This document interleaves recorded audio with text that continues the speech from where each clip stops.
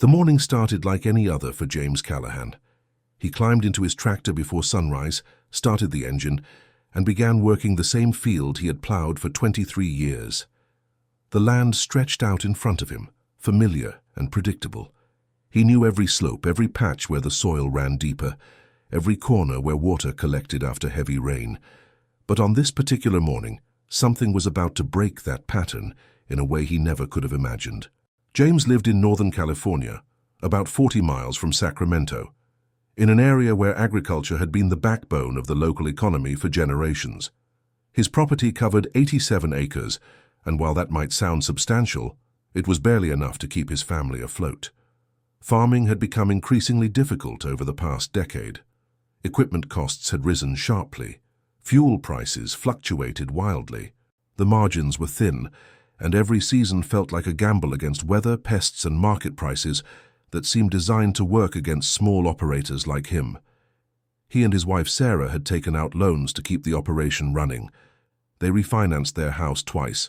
Their oldest daughter had postponed college because there simply wasn't money for tuition.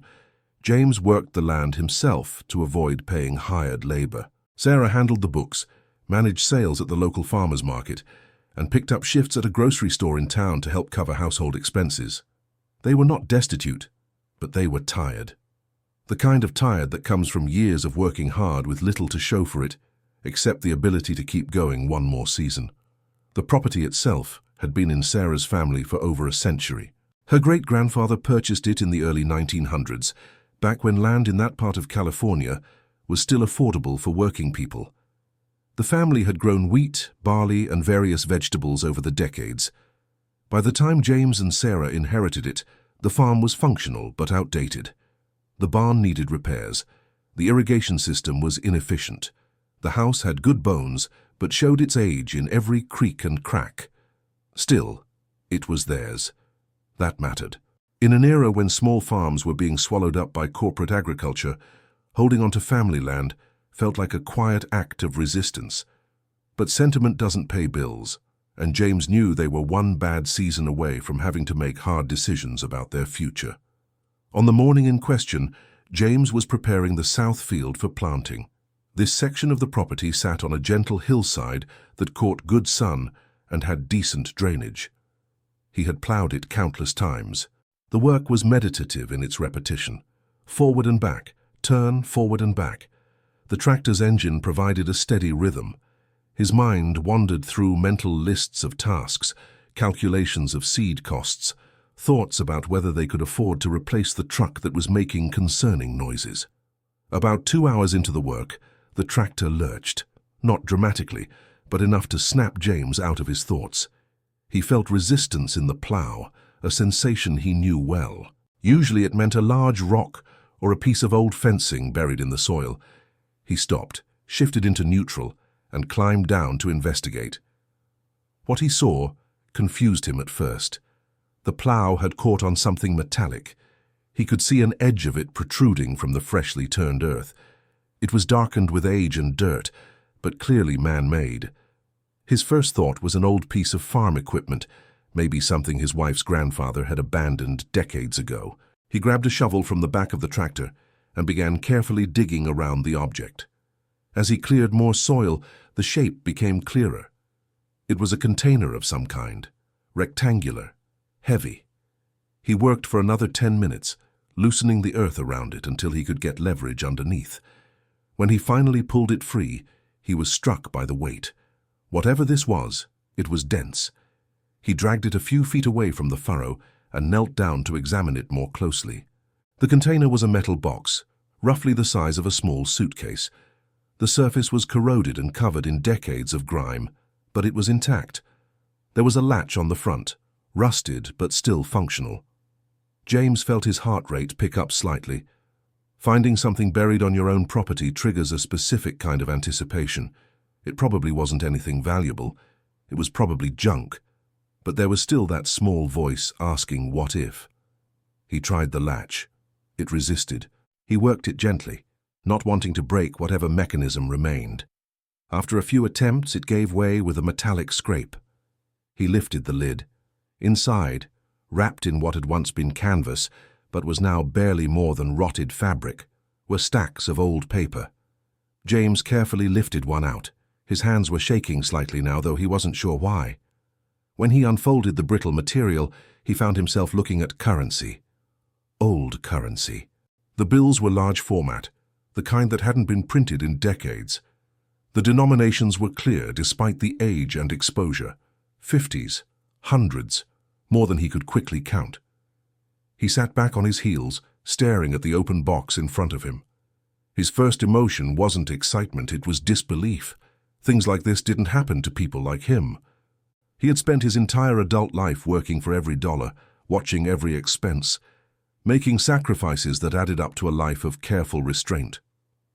And now, sitting in the middle of his field, was a box full of old money that had apparently been buried there for longer than he had owned the property. His second emotion was suspicion. Why would someone bury money here?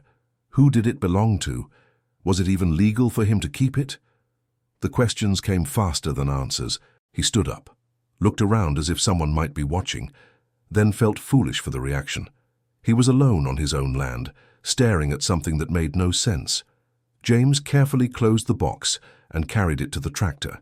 He loaded it into the storage compartment behind the seat, covered it with a tarp, and sat in the driver's seat for several minutes, trying to decide what to do next. His instinct was to call Sarah, but he wanted to know more before he said anything. He wanted to understand what he was dealing with. He drove the tractor back to the barn, parked it inside, and carried the box into his workshop. He locked the door behind him, which was something he never did. The workshop was cluttered with tools, spare parts, and half-finished repair projects. He cleared a space on his workbench and set the box down under the harsh fluorescent light. For the next hour, he carefully went through the contents. There were bundles of bills, wrapped with rubber bands that had long since deteriorated into sticky residue. The money was old, but not ancient. Most of the bills appeared to be from the 1930s and 40s. The serial numbers were sequential in some bundles, random in others. He counted methodically, making notes on a scrap of paper. When he finished, the number he arrived at seemed impossible. Based on face value alone, the box contained just over $230,000, but these weren't modern bills. These were old enough to potentially have value beyond their face amount. He had heard of currency collectors, people who paid premiums for specific years and conditions. He had no idea if these qualified, but the possibility made his hands shake as he wrote down the final tally. $230,000. Even at face value, even if not a single bill had collectible worth, that was more money than he and Sarah had earned in the past 5 years combined. It was enough to pay off every loan they carried. It was enough to fix everything that needed fixing on the property. It was enough to change the fundamental math of their lives, but doubt crept in immediately. Could he legally keep it? Did it belong to someone? Was there some law that would require him to turn it over to the government? He had heard stories about people finding money and then losing it to legal claims. He needed information, but he wasn't sure who to trust. That evening, after Sarah came home from work and their daughters were occupied with homework, James asked her to come out to the workshop. He told her he had found something and needed her to see it before they discussed what to do. Sarah looked tired. She had worked a full shift and still had to make dinner, but something in James's tone made her follow without argument. When he opened the box and showed her the contents, her reaction mirrored his own. First disbelief, then a careful, cautious examination of the bills as if they might disappear if handled too roughly. She asked the same questions he had already asked himself. Where did this come from? Who buried it? Can we keep it? Are we sure this is real? They sat together in the workshop for over 2 hours that night, talking through scenarios and possibilities. Sarah was more practical in her concerns. She worried about taxes. She worried about legal challenges. She worried that if they told the wrong person, someone would find a way to take it from them. James was more focused on verification. He wanted to know if the money was authentic and whether it had value beyond the printed denominations. They decided to move carefully. No announcements, no telling friends or extended family. They would research quietly and seek professional advice only when they understood enough to ask the right questions. That night they brought the box into the house and hid it in their bedroom closet, behind boxes of old clothes and paperwork.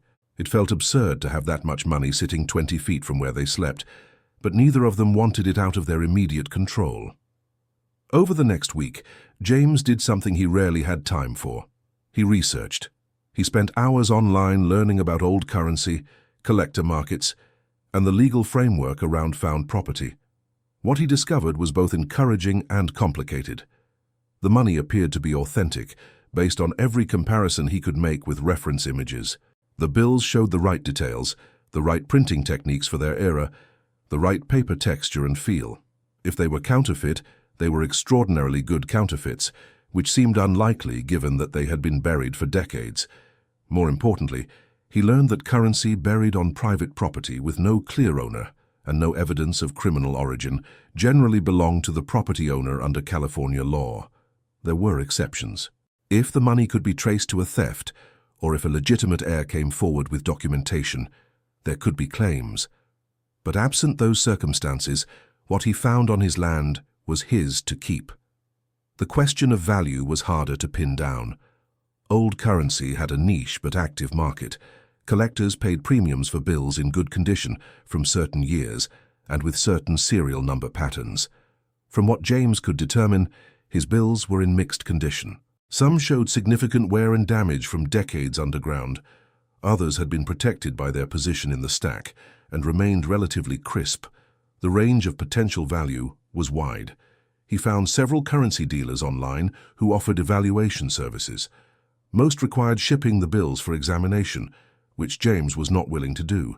A few offered preliminary assessments based on photographs and detailed descriptions. James selected one dealer who seemed reputable based on reviews and industry affiliations. He sent careful, high-resolution images of representative bills from the collection, along with detailed notes about condition and serial numbers. The response came back within 3 days. The dealer confirmed authenticity and provided a rough estimate of market value. For bills in poor condition, face value only. For bills in moderate condition, a premium of 10 to 20% above face value, depending on the specific year and features. For the handful of bills in excellent condition, premiums could reach 50% or more. The dealer noted that certain serial number patterns in the collection could command additional interest from specialists. Based on this preliminary assessment, the dealer estimated that the entire collection could sell for somewhere between $250,000 and $320,000. The wide range reflected uncertainty about condition grades and market appetite at the time of sale. But even the low end of that estimate was more money than James and Sarah had dared to hope for. If you're watching this, you know that feeling when you realize something you thought was impossible might actually be real. That moment when the numbers stop being abstract and start representing actual choices you could make, actual problems you could solve. If that resonates with you, consider subscribing to this channel. We share stories about people who found fortune in unexpected places and how those discoveries changed their lives. Hit that like button if you want to see more stories like this one, because what happened next is something most people never get to experience. James and Sarah now faced a decision. They could sell the currency through a dealer and convert it to modern money relatively quickly, or they could try to maximize value by selling individual bills through collectors and auction houses, which would take significantly more time and effort, but might yield a higher return. They also had to decide how much of this to share with the outside world, knowing that once people knew they had come into money, everything about their relationships and community standing would change. They chose a middle path. They selected about a third of the collection, focusing on bills in the best condition and those with potentially collectible features. These they would sell through specialty channels to maximize return. The remaining two-thirds, they decided to sell as a lot through a single dealer to convert it quickly into usable funds. It was a practical compromise between optimization and urgency. James contacted the dealer who had provided the assessment and negotiated terms for purchasing the bulk of the collection. The dealer offered $215,000 for immediate purchase of the lower-grade bills, with payment to be made through a verified bank transfer once the currency was authenticated in person. It was less than the high-end estimate, but it was guaranteed money without the risk and time investment of trying to sell everything piecemeal. For the premium bills, James worked with an auction house that specialized in currency and historical paper. They agreed to include his items in an upcoming sale, with estimates ranging from $3,000 to $7,000 per bill for the best examples. There were 12 bills in this category. Even at the conservative end of estimates, this represented another $36,000, with potential for significantly more if bidding was competitive. The process of verifying and transferring the bulk collection required James to travel to the dealer's office in San Francisco. He had never felt more nervous carrying a bag in his life. He kept imagining scenarios where he would be robbed or stopped by police who would think he was involved in something illegal or involved in an accident that would destroy everything. None of those things happened. The meeting was professional and straightforward. The dealer examined each bill carefully, confirmed authenticity and condition, and executed the bank transfer as agreed. 3 days later, the money appeared in James and Sarah's account, $215,000. They sat at their kitchen table, looking at the bank balance on a laptop screen, neither quite believing it was real, even though they were staring at the proof. The first thing they did was pay off debt. The farm loan went first. $28,000 that had been hanging over them for years, gone in a single transaction. Then the mortgage balance. $56,000 that would have taken them another 12 years to pay off under their existing payment plan, eliminated. Credit cards, medical bills from when their youngest daughter had needed emergency surgery 3 years prior. The truck loan, line of credit they had used for equipment repairs. By the time they worked through the list, they had cleared over $112,000 in debt. What remained gave them options they had never had. They set aside $40,000 for their oldest daughter's college education. She was a year behind her peers, working and saving, waiting for a door to open. Now it could. They allocated $30,000 for immediate farm improvements, new irrigation components, barn repairs, a used tractor to replace the one that spent more time broken than functional. Another $20,000 went into a true emergency fund, something they had never been able to build despite years of trying. That left about $33,000 in their account, not including whatever would come from the auction house sales. For the first time in their marriage, James and Sarah had a financial cushion. Not wealth, not retirement security, but breathing room. The ability to handle an unexpected expense without panic. The ability to make decisions based on what was right rather than what was affordable. The auction results came in about 6 weeks later. The bills sold better than expected. Competitive bidding on several items pushed prices above estimates. When everything settled, the auction house sent them a check for $51,000 after fees and commissions. It was beyond what they had projected, a bonus on top of the already life-changing sum they had received. James and Sarah made a decision about that money that surprised some people when they eventually shared their story. They didn't spend it on themselves. They used it to establish a scholarship fund at the local high school, designated for students from farming families who wanted to pursue agricultural education but faced financial barriers. It was their way of acknowledging that luck had played an enormous role in their good fortune and that others deserved opportunities even if they didn't stumble across buried money. Life changed in ways both obvious and subtle. The most immediate change was stress reduction. James could focus on farming without the constant background anxiety about whether they could make it through another season. Sarah was able to quit her grocery store job and focus on the farm stand and local market business, which had always been profitable on a small scale, but which she had never had time to grow.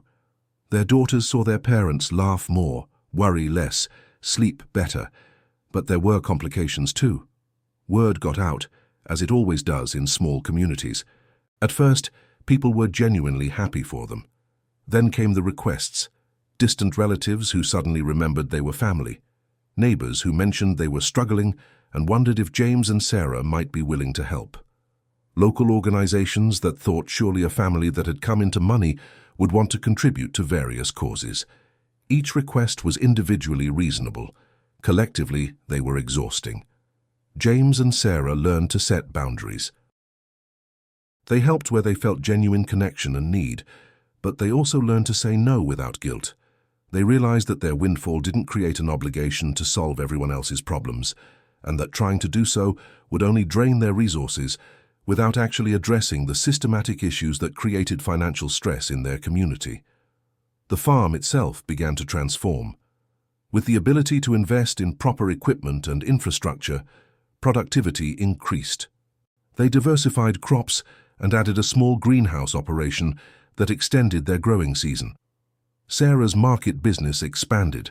They hired part-time help for the first time, providing employment to young people in the area who needed work experience. Within 2 years of finding the money, the farm was generating enough income to be genuinely sustainable, not just an exercise in survival. The question of where the money came from remained partially unanswered. James did research into the history of their property and the surrounding area. He learned that during the Depression and the years immediately after, it was not uncommon for people to distrust banks and hide money on their property. The area had also seen some bootlegging activity during Prohibition, and it was possible the money had origins in that economy. He found references to a family that had owned the property briefly in the late 1930s before selling it back to Sarah's family, but no direct evidence connecting them to the buried money. He also discovered that the section of field where he found the box had once been the site of an old barn that burned down in the 1940s. It was possible someone had buried the money near the barn for safekeeping and then either died, forgot, or was unable to return for it before the structure was destroyed and the land repurposed. The truth was probably lost to time, one of those small mysteries that history doesn't bother to preserve. What mattered more than the origin story was the impact on James and Sarah's daily reality. They were able to send both daughters to college without crushing debt.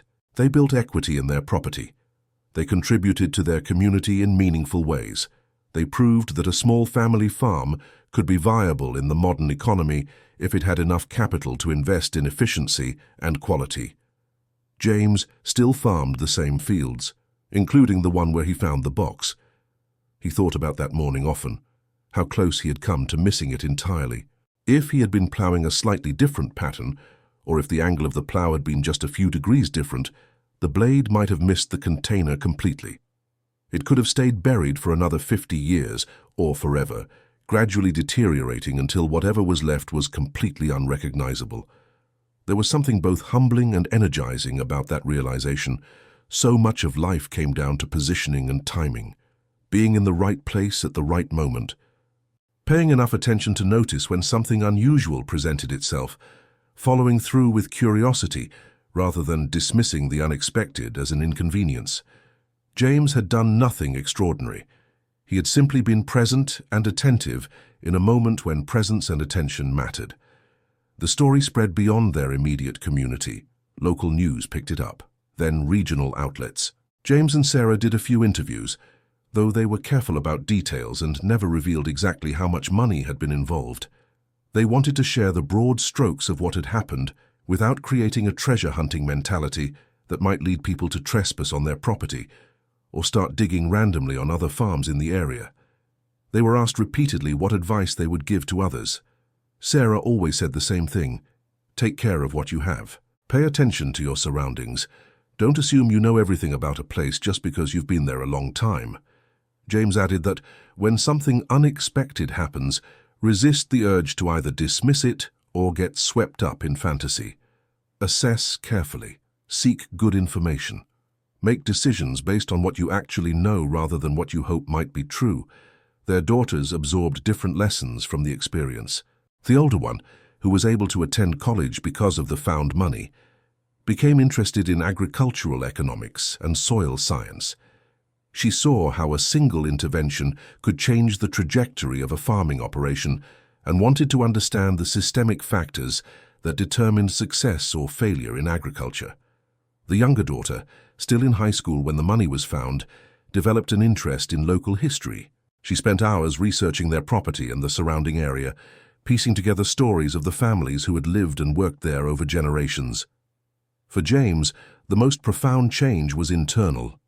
He had spent most of his adult life believing that hard work and sacrifice would eventually lead to stability and success. The discovery of the money challenged that narrative. He had worked just as hard the day before finding the box as he did the day he found it. His effort level hadn't changed. His skill hadn't changed. His dedication hadn't changed. What changed was luck. Pure, arbitrary, inexplicable luck. That realization could have been depressing. It could have made him feel like all his previous work had been pointless, or that success was random and therefore not worth pursuing. Instead, it clarified something important. Hard work mattered. It had kept his family fed and his farm operational long enough to reach the moment when luck intervened. If he hadn't been out there plowing that field, maintaining the property, continuing to invest effort even when returns were minimal, he never would have been in position to find what was hidden there. Luck favored the present, the persistent, the people who kept showing up even when outcomes were uncertain. That felt like a truth worth carrying forward. 5 years after finding the money, James and Sarah's farm was featured in a regional agriculture magazine as an example of sustainable small-scale farming. The article focused on their diversification strategy and their integration of traditional methods with selective modern technology. There was a brief mention of the found money, but it was contextualized as a catalyst rather than the entire story. The real story was what they had built with the opportunity that catalyst provided. James was 51 years old when he found the box. By 56, he looked younger than he had at 48. The constant stress that had been etched into his face and posture had eased. He still worked hard. Farming never stopped being demanding, but the work felt different when it was building towards something rather than merely preventing collapse. Sarah often said that the money didn't solve their problems so much as it removed barriers that had prevented them from solving their problems themselves. They still had to make smart decisions. They still had to work. They still had to navigate markets and weather and all the uncertainties that came with agricultural life. But they could make those decisions from a position of stability rather than desperation, and that made all the difference. The scholarship fund they established with the auction proceeds had supported 8 students by the 5-year mark. 2 had returned to the area after college and were working in agriculture. 1 started a farm-to-table restaurant that sourced from local producers. Another was developing sustainable irrigation technology. The ripple effects of the buried money were creating opportunities that went far beyond James and Sarah's immediate family. There were moments when James would be working in the field, the same field where he made his discovery, and he would pause to look around. The land looked different now. Not because the topography had changed, but because he understood it differently. Every piece of ground held potential for the unknown. Every familiar space might contain something extraordinary, hidden just beneath the surface, waiting for the right moment and the right attention to be revealed. He never found anything else. No second box, no additional hidden fortune. And he never expected to. What he found was enough, more than enough. It was a reminder that the world was less predictable and more generous than he had been taught to believe, and that being ready for possibility was just as important as working towards certainty. The story of James and Sarah's discovery became a local legend, the kind of thing people told visitors to explain something essential about the character of the region. It was a place where people worked hard and held on to what mattered, and sometimes, just sometimes, the ground itself gave back in ways no one could have anticipated. If this story made you think about what might be hidden in unexpected places, in your own life or in the world around you, take a second to subscribe to this channel. We explore true stories about people who discovered fortune when they least expected it, and how those moments changed everything. Hit that like button and share this with someone who needs a reminder that extraordinary things can happen to ordinary people doing ordinary work. James Callahan went out to plow his field one morning, expecting nothing more than another day of routine labor. He came back with enough money to transform his family's future, pay off crushing debt, educate his children, improve his farm, and contribute to his community in lasting ways. He didn't do anything special to deserve it. He didn't have secret knowledge or unique advantages. He was simply there paying attention when something remarkable revealed itself. The metal box he pulled from the soil that morning had been waiting underground for decades, maybe 50 years, maybe more. Someone had buried it intentionally, for reasons that would never be fully known, They had hidden value, perhaps believing they would return for it, perhaps hoping someone eventually would find it and put it to use. That hope was finally realized when James's plow blade struck metal and everything changed. The money itself was extraordinary, but what James and Sarah did with it was equally important. They could have spent it all immediately on personal consumption. They could have hidden it and told no one. They could have let it create conflict within their family or their community. Instead, they approached the windfall with the same practical wisdom they had applied to farming for 2 decades. They addressed immediate needs. They invested in long-term stability. They shared when they could. They protected their ability to keep moving forward. In interviews, James was always careful to acknowledge that finding buried money was not a strategy anyone should count on. He called it a freak occurrence, a 1-in-a-million combination of circumstances that most people would never experience. He emphasized that the real foundation of their success was the years of work that came before the discovery and the disciplined choices they made after it. The money was significant, but it was only meaningful because they were prepared to use it wisely. Still, the discovery changed how James thought about possibility. He had spent most of his life assuming he knew the boundaries of what could happen. He understood farming economics. He understood debt. He understood limitation. What he hadn't understood was that reality sometimes includes discontinuities, moments when the pattern breaks and something entirely unexpected enters the picture.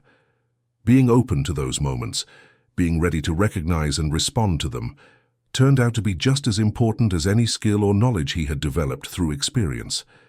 The farm continues to operate.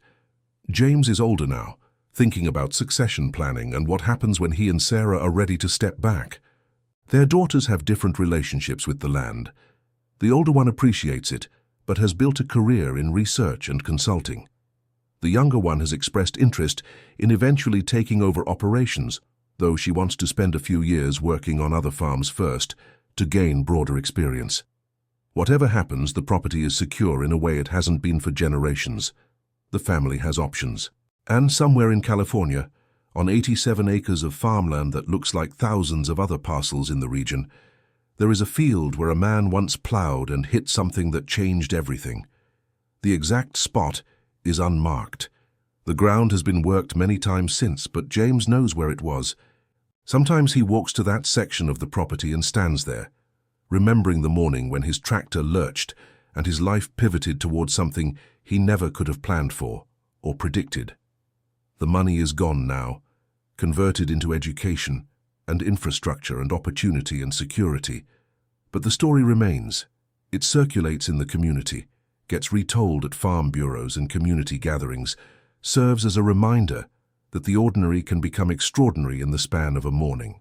That what you think you know about your own life and your own land might be incomplete. That attention and presence matter. That luck exists, but only for those who are there to receive it. James Callahan didn't set out to find a fortune. He set out to plow a field, to do the work that needed doing, to maintain what he and his family had built, even when that building felt like an uphill battle against long odds. And because he was there, because he was present and engaged and willing to investigate when something unusual occurred, he found what had been hidden for half a century and waiting for someone exactly like him to discover it.